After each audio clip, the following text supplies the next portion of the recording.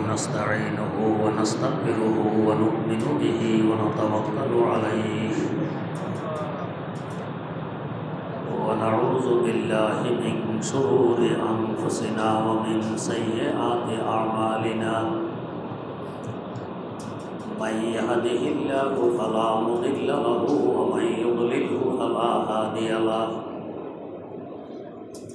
ونشهد أن لا إله إلا الله وحده لا شريك له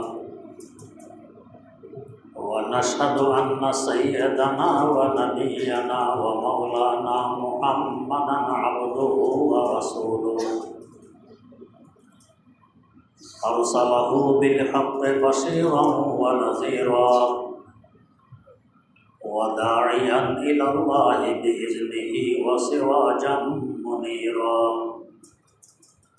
صلى الله تعالى عليه وعلى آله وأصحابه وسلم تسليما كثيرا كثيرا أما بعد فأعوذ بالله من الشيطان الرجيم بسم الله الرحمن الرحيم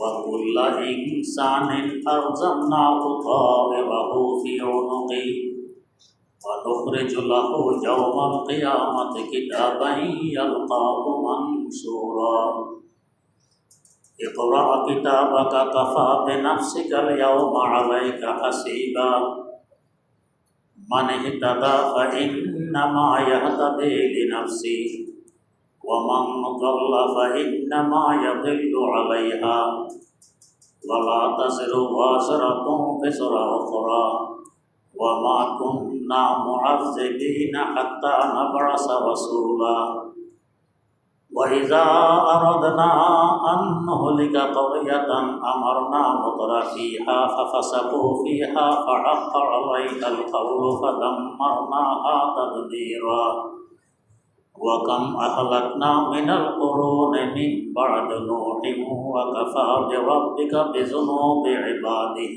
خبيرا بصيرا صدق الله مولانا العظيم সূরা ইসরা 13 নম্বর আয়াত থেকে তেলাওয়াত করা হয়েছে। তেলাওয়াতকৃত আয়াতগুলো সম্পর্কে গত মজলিসেও কিছু আলোচনা হয়েছিল।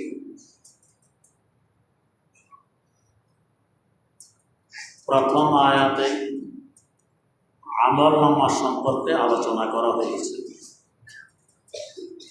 প্রত্যেক মানুষ যে কোনো কথা বলে কিংবা যে কোনো কাজ করে সাথে সাথে দুই কাঁধে দুইজন ফেরেশতা আছেন, তারা লিপিবদ্ধ করে ফেলেন। ন্যাক কাজ ডান কাঁধের ফেরেশতা লেখেন, বদ কাজ বাম কাঁধের ফেরেশতা লেখেন। তবে দুজনের লেখার মধ্যে একটু ব্যবধান ঘটে। ন্যাক কাজের বক্তা ইচ্ছা করা মাত্রই একটি নেকি লিখে ফেলা হয়। ন্যাক কাজের ইচ্ছা করাও ন্যাক কাজ। এরপরে ন্যাক কাজ করা মাত্র ওই কাজেরও সওয়াব লিপিবদ্ধ করা হয়। বদ কাজের ইচ্ছা করলে লেখা হয় না। বদ কাজ করার পরেও ফেরেশতা লিখতে চাইলে ডান কাঁধের ফেরেশতা বারণ করেন, একটু অপেক্ষা করো, হতে পারে সে তওবা করে ফেলবে। তওবা করলে তো আর এ গুনাহ থাকবে না। হাদিস শরীফে আছে, যে ব্যক্তি তওবা করে সে যেন গুনাহই করেনি। আত-তাইবু মিনাজ যামবি কামান লা যামবা লাহু।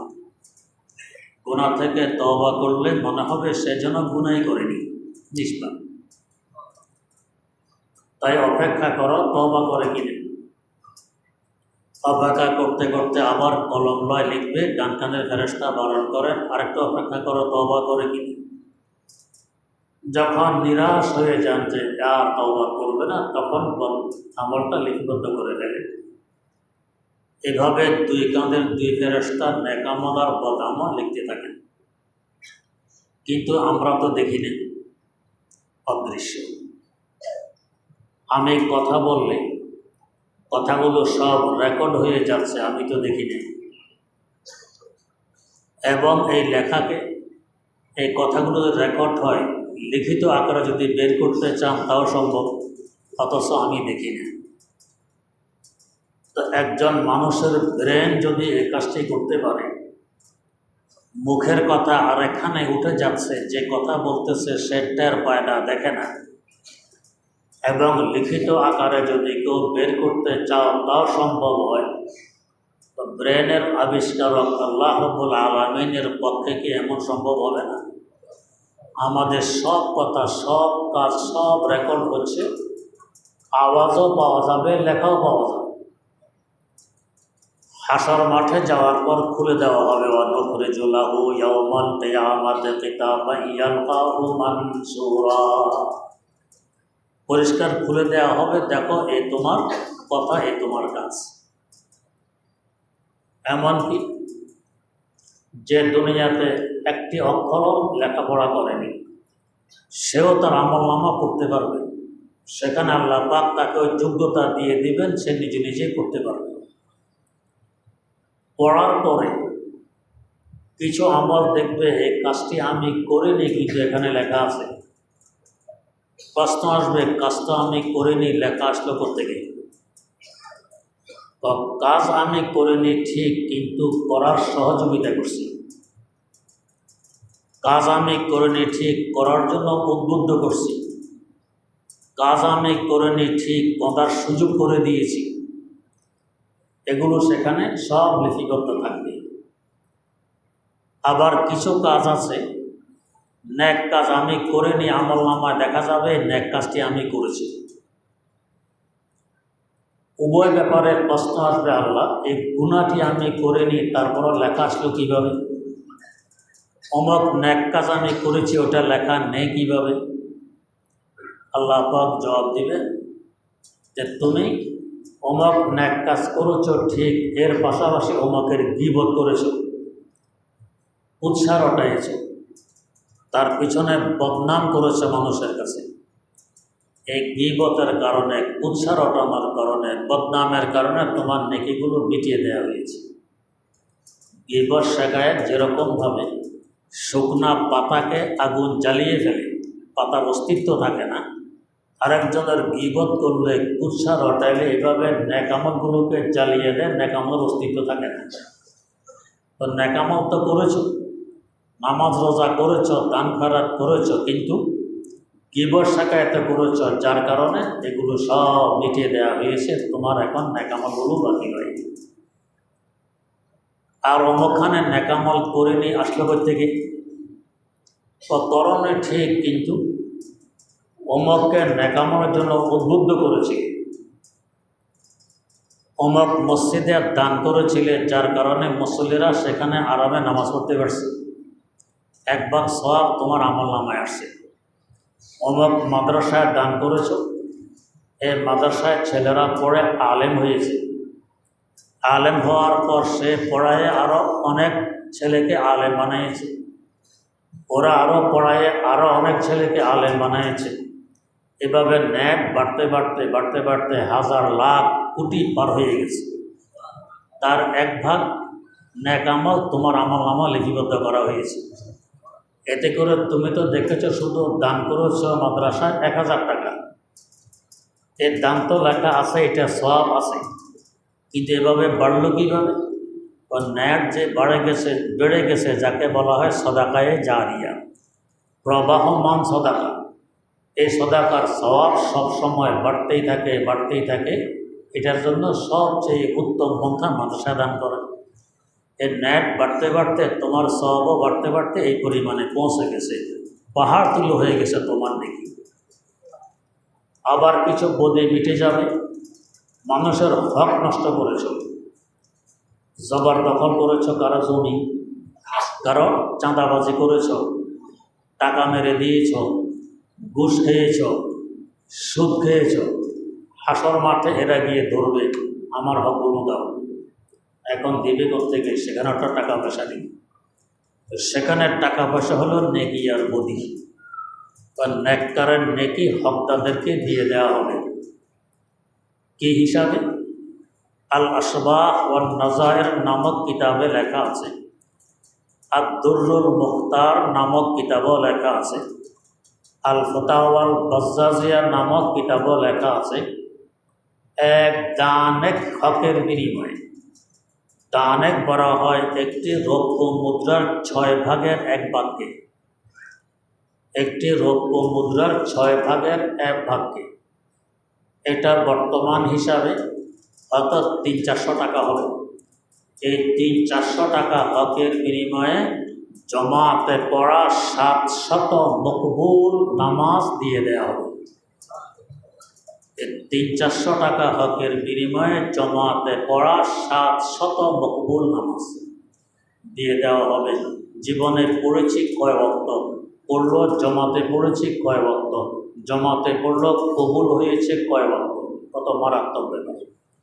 বুখারী শরীফে হাদিস বর্ণিত, একদিন রাসূল আকরাম সাল্লাল্লাহু আলাইহি ওয়াসাল্লাম জিজ্ঞেস করলেন, ও সাহাবারা, বলো তো কাঙ্গাল কাকে বলে? কাঙ্গাল। তো সোজা উত্তর, পকেটে পয়সা নেই, ঘরে ভাত নেই, পরনে কাপড় নেই, এই তো কাঙ্গাল। কয় না, এ আসল কাঙ্গাল নয়। আসল কাঙ্গালকে? আসল কাঙ্গাল তো ওই ব্যক্তি যে নেকির পাহাড় মাথায় নিয়ে হাসর মাঠে উঠবে, কিন্তু বদির পাহাড় মাথায় নিয়ে জাহান্নামের রাস্তার প্রতীক হবে, সে হলো কাঙ্গাল। প্রশ্ন আসলো, তার নেকি কোথায় যাবে, বদি কোত্থেকে আসবে? সে নামাজ রোজা জিকির আজকার খুব করত, এই নেকির পাহাড় মাথায় নিয়ে উঠেছে হাসর মাঠে। পাশাপাশি মানুষের গীবত শিকায়ত করত, কুৎসা রটাইত, চাঁদাবাজি করত, জবরদখল করত, ঘুষ খেত, সুদ খেত। এখন এই হকদারগুলো এসে ধরবে, আমাদের হক দাও, দেবে কোত্থেকে? নেকি তো আছে, নেকি দিয়ে হক আদায় করা হবে। কি হিসাবে? প্রতি 300-400 টাকার বিনিময়ে জমাতে পড়া 700 মকবুল নামাজ। এভাবে নেকি দিয়ে হক আদায় করতে করতে একসময় নেকি সব শেষ হয়ে যাবে, হকদার এখনো বাকি আছে। এবার কি করবে? এবার হকদারের গুনাহ তাকে দিয়ে দেওয়া হবে। এখন হকদারের গুনাহ তার কাছে আসবে। নেকি তো শেষ হয়ে গেছে, পাহাড় সম নেকি সব শেষ। এখন হকদারের গুনাহ তার কাছে আসতে আসতে গুনার পাহাড় হয়ে গেছে মাথায়। নেকি যেহেতু নেই, জান্নাতের প্রশ্ন নেই, বদির পাহাড় মাথায়, জাহান্নাম ছাড়া আর কোনো গতি নেই, জাহান্নামের প্রতীক হয়ে গেছে। তো এই হলো কাঙ্গাল। এই হিসাবে আমরা আমাদের দিকে একটু তাকাই, কি পরিমাণ গীবত শিকায়ত দৈনিক করি। সত্য মিথ্যার যাচাই করি না। মিথ্যা গীবত শিকায়ত করলে তার অর্থ হয় অপবাদ, আর সত্য কথা, হ্যাঁ এই দোষটি সে করেছে, তার অগোচরে বলে বেড়াচ্ছি, এটাকে বলে গীবত। এটার ব্যাপারে হাদিস শরীফে আছে, জিনা থেকেও গীবতের গুনাহ আরও মারাত্মক। তা আমরা তো গীবত অহরহ করেই চলছি, নেকিকে কীভাবে চালিয়ে দিচ্ছি সব ইচ্ছে। একবার ইমামে আজম আবু হানিফা রহমতুল্লাহ আলাইহির গীবত করেছে এক ব্যক্তি, হুজুরের কানে এসেছে। হুজুর মিষ্টি খরিদ করে তার বাড়িতে গিয়ে উপস্থিত, যে ভাই এই নাও তোমার হাদিয়া মিষ্টি, পুরস্কার। ও কিসের পুরস্কার? ও তুমি যে আমার গীবত করেছ, এতে করে আমার গুনাহ তোমার আমলনামায় গেছে, তোমার নেকি আমার আমলনামায় এসে গেছে। এত বড় উপকার তুমি আমার করেছ, এই জন্য পুরস্কার স্বরূপ মিষ্টি নিয়ে আসলাম। তো এবার চিন্তা করি কী পরিমাণ গীবত করি, আরেকজনের হক মেরে খাই, এতে করে আমার নেকিগুলো সব নষ্ট হয়ে যায়, আরেকজনের বদি আমার কাছে চলে আসে। এই আমলনামাগুলো আমাদের সামনে পেশ করা হবে, সেই দিনটি বেশি দূরে নয়, কিয়ামতের ময়দান। আমাকেও সেখানে উপস্থিত থাকতে হবে, আপনাদেরকেও থাকতে হবে। তো সবাই সবার দিকে একটু তাকাই, যে কি পরিমাণ নেকি দৈনিক কামাইতে পারি, কি পরিমাণ গুনাহ কামাই, আর গীবত শিকায়ত করে কি পরিমাণ নেকিকে বরবাদ করে দিই। এভাবে যদি দিনের হিসাব দিনে করে নেই, তো তাহলে সহজ হবে হাসর মাঠে হিসাব দেওয়া। তাফসীরে রুহুল বয়ানে একটি ঘটনা আছে, এক ব্যক্তি তার ছেলেকে বলল, যে তুমি আজকে শোয়ার বিছানা থেকে উঠার পর থেকে নিয়ে শোয়ার বিছানায় ফিরে পর্যন্ত কি কি করেছো সব কিছু আমার কাছে হিসাব দিবে। রাত্রে শোয়ার বিছানা আসার পরে আব্বা বলতেছে হিসাব দাও, আব্বা সম্ভব নয়, পারবো না। আচ্ছা ঠিক আছে, কালকে দিবে। কালকে শোয়ার বিছানা এসেছে, হিসাব দাও, তো সম্ভব নয়, পারবো না। যখন বারবার বলে পারবে না, তখন আব্বা বলল যে একদিনের হিসাব আমার কাছে দিতে পারলে না, পুরা জীবনের হিসাব আল্লাহ পাকের কাছে হাসর মাঠে কীভাবে দিবে। এখন তার বুঝে পড়ছে আমি কেমন মারাত্মক ভুল করে আসতেছি। তা আমরা শোয়ার বিছানা যাওয়ার পরে দিনের হিসাব দিনে করে নেই যে কি পরিমাণ নেকি কামাইলাম, কি পরিমাণ বদি কামাইলাম, এবং কোন বদির কারণে আমার নেকিগুলো সব বরবাদ হয়ে যাচ্ছে কি হিসাব বসে নেই। বদির জন্য তওবা করি, নেকির জন্য আলহামদুলিল্লাহ বলে শুকর আদায় করি, তাহলে বদি থেকে বাঁচা সহজ হবে এবং নেকি করাও সহজ হবে। আল্লাহ রাব্বুল আলামিন হাসর মাঠে পৌঁছার আগে আগে নিজের হিসাবটা নিজে যাতে পরিষ্কার করে নিতে পারে আল্লাহ পাক তৌফিক দান করুন। এর জের ধরে আরেকটি কথা, আলহামদুলিল্লাহ বহুদিন অপেক্ষার পর আপনারা নতুন মসজিদে নামাজ পড়তে পারতেছেন। আল্লাহ পাকের অনেক বড় মেহেরবানি, আপনাদের অবদান। আপনারা দান না করলে এখানে নামাজ পড়া সম্ভব হইত না। এই বর্ষাকালে ধুলাবালিতে মেঘ বৃষ্টিতে নামাজ পড়া আমাদের জন্য কঠিন ছিল। আলহামদুলিল্লাহ কিছু না কিছু ব্যবস্থা তো আল্লাহ পাক করে দিয়েছেন।